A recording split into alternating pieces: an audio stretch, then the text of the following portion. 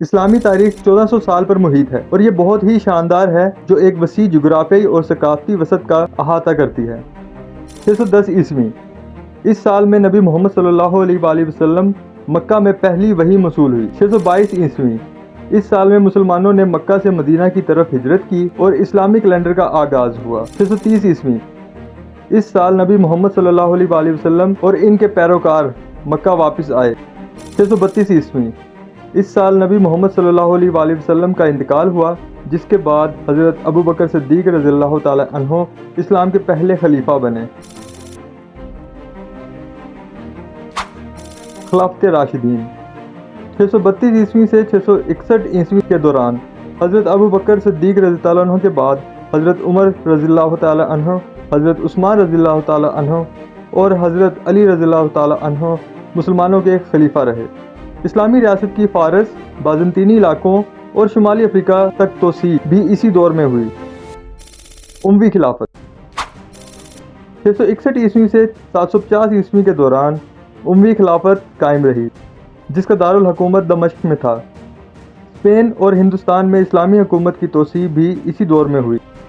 اموی خلافت کا خاتمہ عباسی انقلاب کے ساتھ ہوا۔ عباسی خلافت، 750 عیسوی سے 1258 عیسوی تک عباسی خلافت قائم رہی، جس کا دارالحکومت بغداد تھا۔ اسلام کے سنہری دور کے دوران سائنس، فلسفہ، فنون میں ترقی سمیت اسلامی تہذیب کا پھلنا پھولنا بھی انہی سالوں میں ہوا۔ سیاسی تقسیم اور علاقائی طاقت اس دور میں اپنے عروج پر تھی۔ اسلامی سنہری دور، 8ویں سے 14ویں صدی میں فلکیات، طب، ریاضی اور ادب سمیت مختلف شعبوں میں مسلمانوں نے بہت اہم شراکت داری کی۔ یونانی اور رومن متون کا عربی میں ترجمہ کرنے کی تحریک بھی شروع ہوئی۔ بغداد اور قرطبہ جیسے مراکز میں علم کا تحفظ اور ترقی اس دور میں ہی کی گئی۔ سلجوقی سلطنت اور صلیبی جنگیں، 11ویں سے 13ویں صدی کے دوران سلجوق ترک اسلامی دنیا کے اقتدار میں آئے۔ مقدس سرزمین میں صلیبیوں کے ساتھ تنازع بھی اسی دور میں شروع ہوا۔ منگول حملے اور الخانات، 13ویں سے 14ویں صدی میں منگول حملوں نے اسلامی دنیا کو تباہ کر دیا۔ الخانات ایک منگول ریاست ہے جو فارس میں قائم ہے۔ سلطنت عثمانیہ، 1299 سے 1922 کے دوران عثمان اول نے اناطولیہ میں سلطنت عثمانیہ قائم کی۔ اس دوران قسطنطنیہ کی فتح 1475 میں محمد ثانی کے ماتحت ہوئی۔ اس کے علاوہ اس دور میں مشرق اور شمالی افریقہ اور مشرقی وسطی میں بڑے پیمانے پر اسلام کی توسیع ہوئی۔